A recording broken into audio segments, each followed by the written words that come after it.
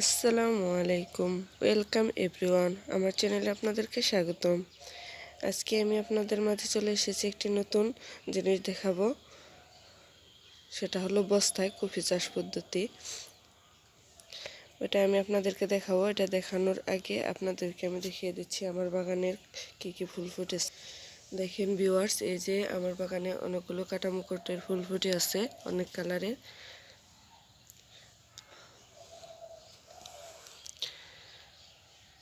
এই কাটামুকুটগুলো দেখতে অনেক সুন্দর। এবার আমি আপনাদেরকে দেখিয়ে দেব যে আমি কি পদ্ধতিতে কিভাবে কফির চারাগুলো লাগিয়েছি। তো চলে আসুন, আমি দেখাচ্ছি আপনাদেরকে। হ্যাঁ ভিউয়ার্স, এই যে আমি চলে এসেছি আমার বস্তার কফি গাছের কাছে। এই যে দেখেন, আমি বস্তাতে কফির চারা লাগিয়েছি, এমনকি আমি এই যে তেলের কৌটোতেও লাগিয়ে দিয়েছি। আমার গাছগুলো দেখেন, 2 থেকে 3 দিন আগে আমার এই গাছগুলো লাগানো। আমার এই গাছগুলো মাটির সাথে লেগে গেছে। এই যে নতুন পাতা দেওয়া শুরু করে গেছে। আমার মতো করে কেউ যদি গাছ এভাবে কফির চারা লাগিয়ে থাকেন তাহলে কমেন্ট করে জানাবেন প্লিজ। দেখেন ভিউয়ার্স, এই যে এই বস্তাটিতে আমি দিয়েছি, এটা হচ্ছে ব্রোকলির চারা। এই যে এই বস্তাটায় লাগিয়েছি আমি পাতাকপির চারা। এটাও হয়তো পাতাকপি, এটা ফুলকপির চারা, এটাও পাতাকপির চারা। এখানে 3 রকমের কপি আছে, ব্রোকলি আছে, আর পাতাকপি এবং ফুলকপি আছে। যারা ছাদে বা বারান্দায় মাটির কারণে এই কফি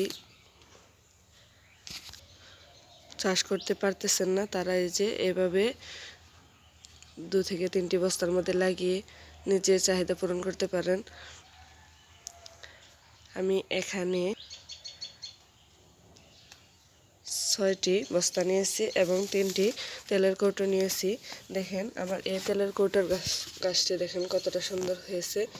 জানি না এই কৌটোর গাছটা কীরকম বৃদ্ধি পাবে এবং ফলন আসবে কিনা। আমারও এইবারই প্রথম এই পদ্ধতিটা নেওয়া, তাই আপনারা চাইলেও ট্রাই করে দেখতে পারেন।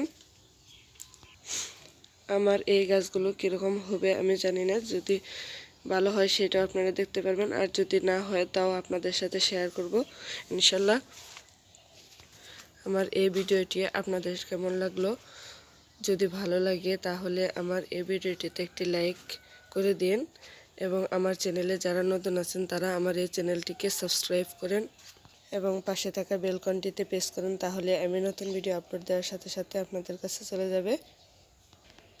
আজকে এই পর্যন্তই। সবাই ভালো থাকবেন, সুস্থ থাকবেন, নিরাপদে থাকবেন। আসসালামু আলাইকুম।